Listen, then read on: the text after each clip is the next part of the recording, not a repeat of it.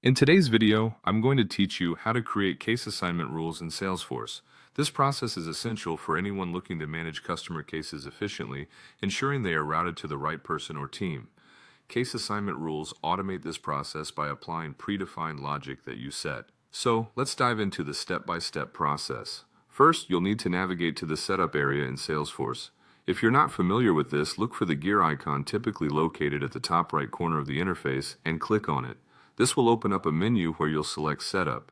This is your central hub for configuration options within Salesforce, and it's where we'll do most of our work today. Once you're in Setup, use the Quick Find box to search for case assignment rules. Simply type Case Assignment Rules, and you'll see it appear in the results. Click on it to get started with creating a new rule.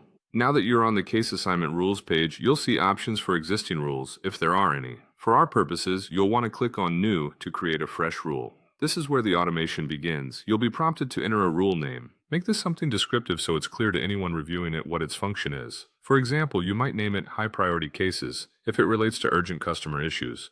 After naming your rule, ensure you check the Active box. This is crucial because any rule you wish to implement must be active, otherwise it won't run. Once you've done that, click Save to move forward. With this step complete, you've successfully established a basic framework for your rule. But we're not done yet. Under the rule you've just created, you'll see an option to click New again. This is for creating a rule entry, which will define the specific conditions and actions for the case assignment rule. When creating the entry, you'll need to fill in some essential information. This includes setting criteria that determine when the rule is applied. For instance, you might specify that cases with certain keywords in the subject should be assigned to a specific team. Once all the necessary information is entered, double-check to ensure your case assignment rule is still marked as active. This is just a safeguard against any unexpected deactivation.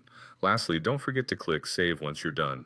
This finalizes your rule setup, meaning your predefined logic will now be active, automatically directing incoming cases according to your specifications. And that's it. You now have a functioning case assignment rule in Salesforce. It may seem like a simple series of steps, but getting these details right can greatly enhance your team's efficiency and customer satisfaction. Thanks for watching, and happy configuring.